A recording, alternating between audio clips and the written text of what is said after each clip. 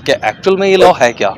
जो सीए है ये किसी प्रकार से किसी व्यक्ति की नागरिकता लेने के लिए नहीं है, परंतु जो लोग हमारे पास विभाजन के टाइम से डिफरेंट कंट्रीज़ में चले गए थे, लाइक पाकिस्तान, अफगानिस्तान वगैरह में चले गए थे, अब उनके साथ वहाँ पे जो भी प्रॉब्लम्स थी उनको रहने में, उनके फैमिलीज़ को सर्वाइव करने में, अब वो वहाँ से माइग्रेट करके इंडिया में आ गए। अब इंडिया में कई सालों से वो मतलब डिफरेंट शेल्टर होम्स वगैरह में रह रहे हैं, तो अभी तक उनके पास राइट नहीं है।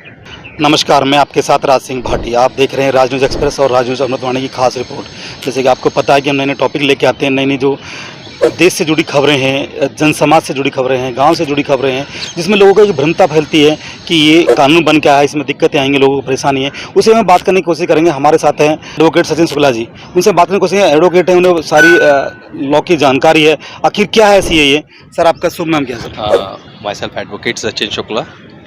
सर, आपसे पूछना चाहिए, सीए जो कानून आया है अभी, जो 4 साल पहले पार्लियामेंट में पारित हो गया था और उसको लागू नहीं किया था, ठीक है, उसमें कुछ विरोध के कारण अभी जस्ट सरकार ने उसको लागू कर दिया है, तो उसमें आप क्या कहेंगे? लोगों के अंदर भ्रमता फैली हुई है, भाई ये कानून ऐसा है कि देश से निकाल देंगे, ये हो जाएगा, वो हो जाएगा, तो इसी क्लियरेशन करिए हमारे व्यूअर के लिए कि क्या है कानून। देखो, फर्स्ट ऑफ ऑल हम लोगों को इसके जो लॉ के एस्पेक्ट्स हैं ना, उसको समझने की ज़रूरत है कि एक्चुअल में ये लॉ है क्या। जो सीए है ये किसी प्रकार से किसी व्यक्ति की नागरिकता लेने के लिए नहीं है, परंतु जो लोग हमारे पास विभाजन के टाइम से डिफरेंट कंट्रीज़ में चले गए थे, लाइक पाकिस्तान, अफगानिस्तान वगैरह में चले गए थे, अब उनके साथ वहाँ पे जो भी प्रॉब्लम्स थी उनको रहने में, उनके फैमिलीज़ को सर्वाइव करने में, अब वो वहाँ से माइग्रेट करके इंडिया में आ गए। अब इंडिया में कई सालों से वो मतलब डिफरेंट शेल्टर होम्स वगैरह में रह रहे हैं, तो अभी तक उनके पास राइट नहीं है। ना वोट करने का राइट था, ना उनके पास प्रॉपर्टी एक्वायर करने का राइट था, ना ही वो लोग बच्चों को पढ़ाने लिखाने का कोई राइट था उनके पास, जैसे नॉर्मल इंडियन सिटीजन्स कर सकते हैं। जी। अब क्या इससे जो गवर्नमेंट ने लॉ बनाया है, अगर इसको देखें, बेनिफिट के अकॉर्डिंग देखें, तो इससे जो भी लोग थे, हिंदू, सिख, ईसाई, जैन, क्रिश्चियंस वगैरह जो आए थे, उन लोगों को इसमें नागरिकता दी जाएगी। जो 2014 के पहले से आए हुए हैं, उन लोगों के डॉक्यूमेंट्स वगैरह चेक किए जाएंगे, जो भी है। लेकिन ये किसी प्रकार से किसी व्यक्ति को डरने की आवश्यकता नहीं है कि किसी की नागरिकता ले रहा है ये कानून।